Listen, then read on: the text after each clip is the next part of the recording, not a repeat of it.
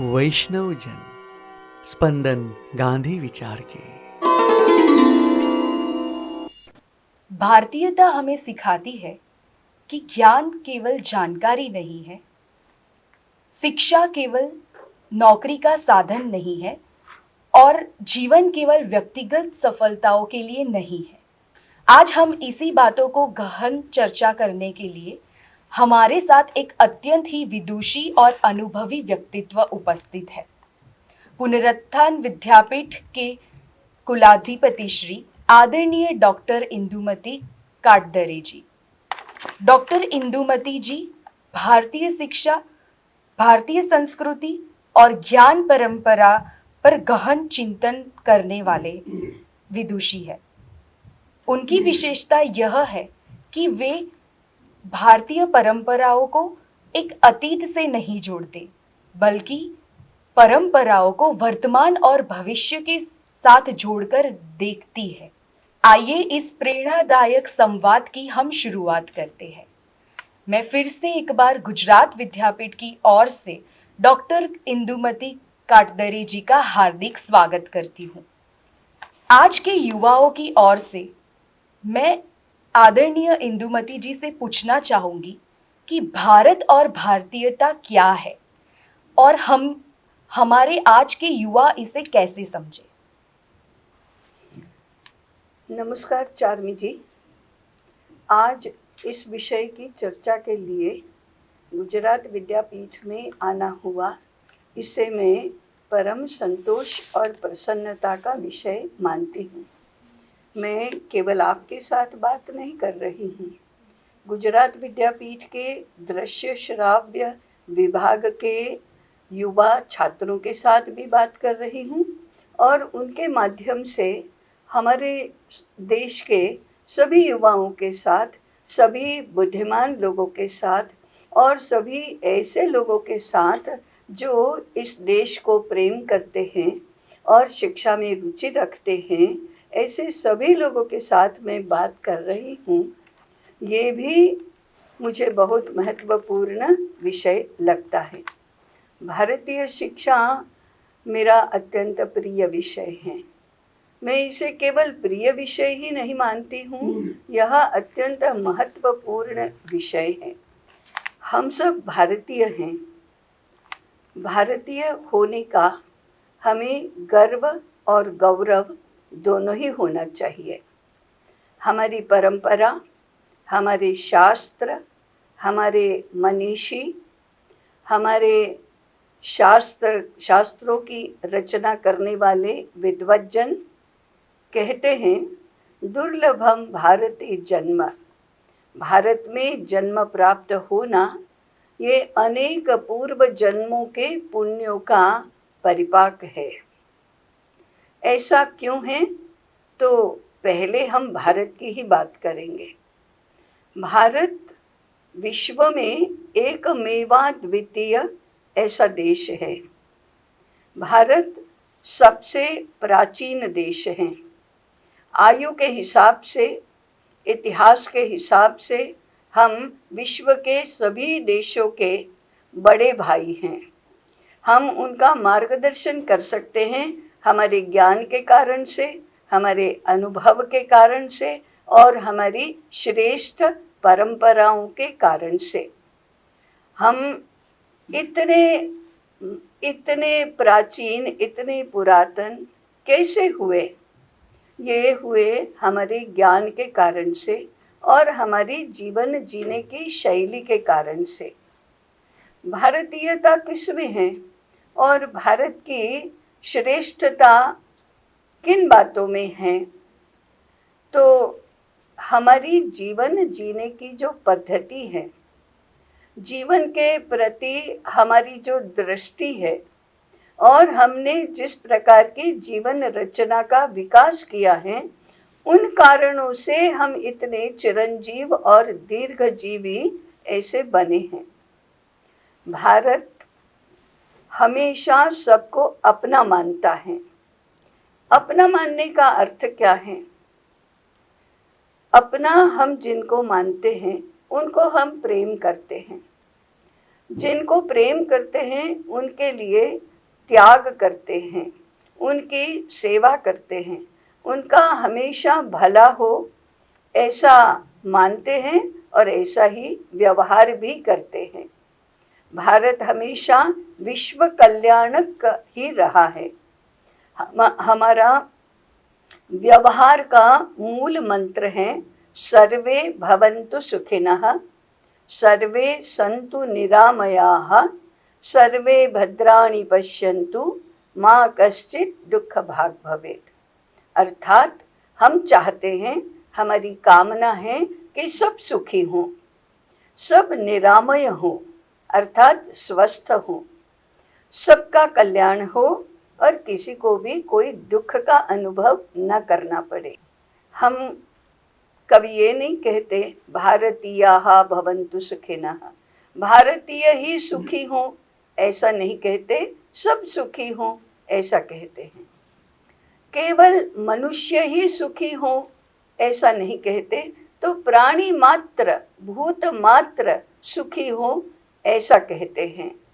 तो हमारी जो जीवन दृष्टि है इसमें भूत मात्र, पंच महाभूत, वनस्पति सृष्टि, प्राणी सृष्टि, सभी देशों के सभी प्रकार के मनुष्य और भारतीय ये सब सुखी हो ऐसी ही कामना करते हैं। आपको इतिहास का स्मरण होगा कि हमारे पूर्वज, हमारे पराक्रमी पुरुष, हमारे कलाकार, कारीगर, हमारे विद्वज्जन, हमारे ऋषि मुनि, हमारे राजा महाराजा विश्व के सभी देशों में गए हैं और हजारों वर्षों से जाते रहे हैं।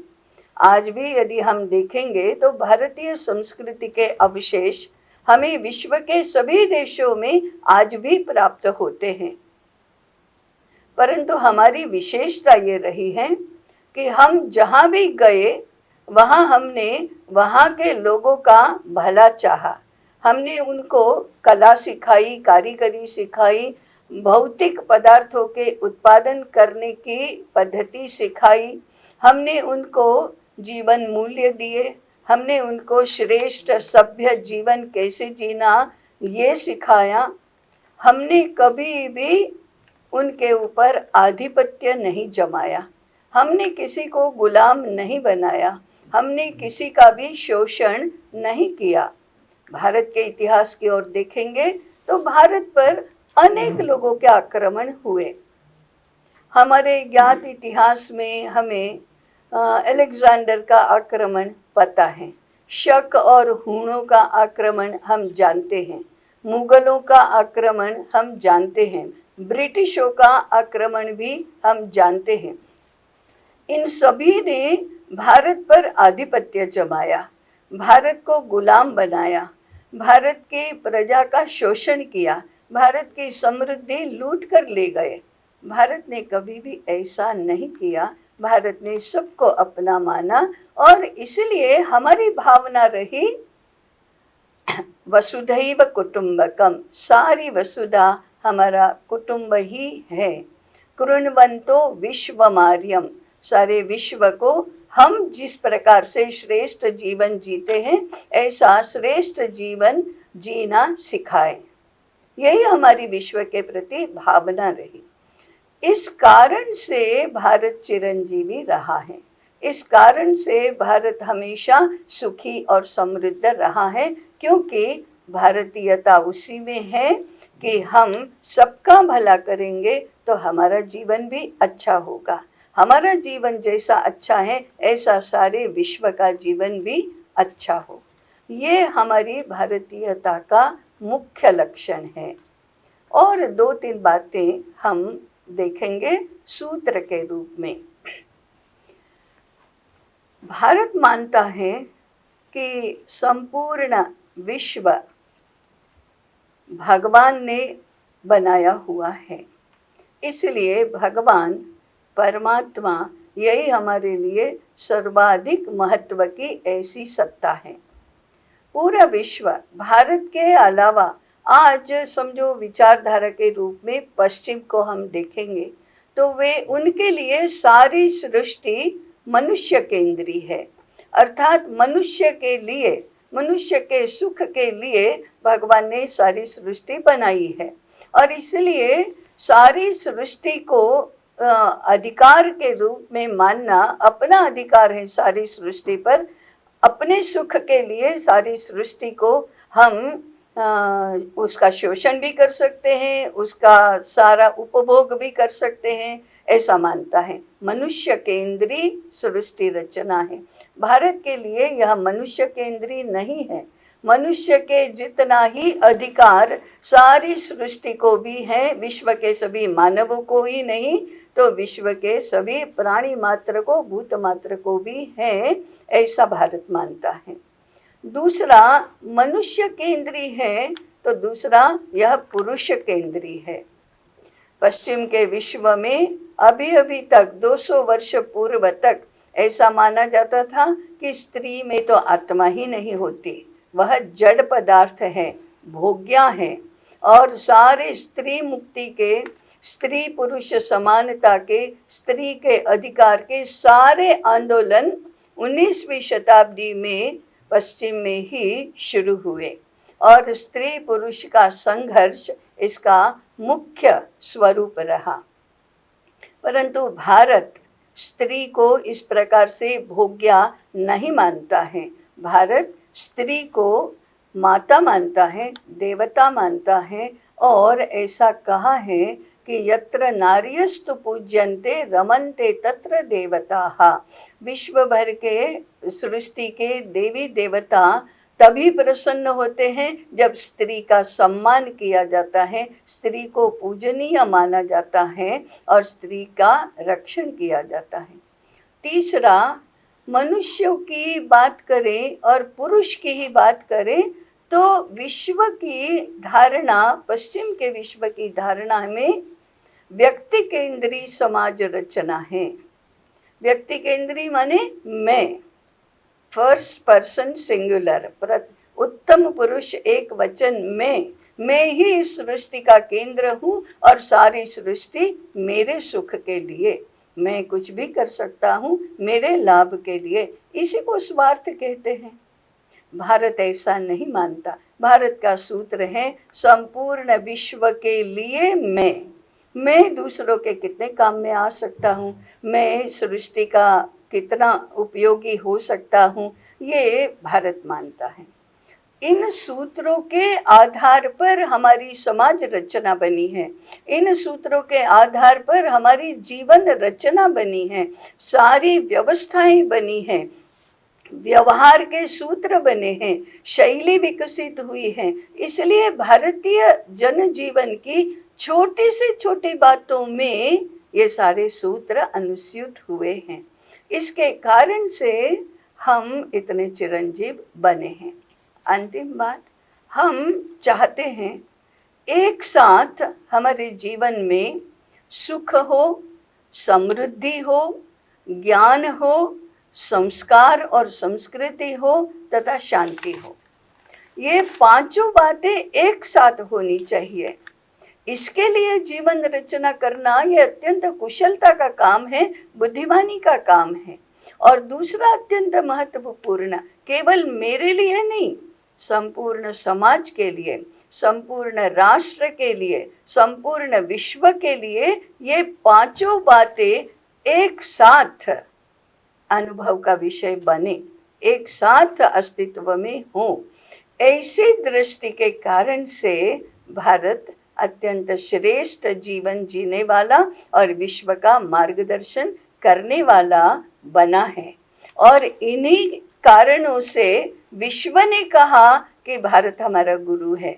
हम कहने के लिए नहीं गए कि हम तुम्हारे गुरु हैं, हम तो सबको हमारे जैसे श्रेष्ठ बनाने के लिए गए, परंतु विश्व ने समझा कि हमारे लिए मार्गदर्शक तो भारत ही बन सकता है। इसलिए विश्व ने माना कि भारत गुरु है, विश्व ने हमें विश्व गुरु का पद दिया है। हमने अधिकार नहीं किया, हमने नहीं कहा कि हम विश्व गुरु हैं, हम सबके सहायक हैं, सबका कल्याण चाहने वाले हैं। ये भारतीयता है। तो भारत और भारतीयता, इन दोनों को समझना ये हमारे सारे जीवन की जड़ों को समझने जैसा है। और मैं मानती हूँ कि सभी बुद्धिमान लोगों ने, सभी छात्रों ने, माने नई पीढ़ी ने इसको ठीक से जानना चाहिए। मैंने तो बहुत संक्षेप में कहा, परंतु आगे सब ने इसको विस्तार से भी जानना चाहिए। जी चार्मी बहन, आपके प्रश्न का उत्तर मैंने दिया, ऐसा मैं मानती हूँ। आदरणीय डॉक्टर इंदुमती जी, आपके विचार हमें सिखाते हैं कि भारत केवल एक देश नहीं है, परंतु भारतीय मूल्यों, संस्कारों एवं मानवीय भावनाओं का जीवंत उदाहरण है और यही भारत की पहचान है। इस प्रेरणादायक संवाद के लिए मैं आपका बहुत बहुत धन्यवाद करती हूँ। वैष्णव जन, स्पंदन गांधी विचार के।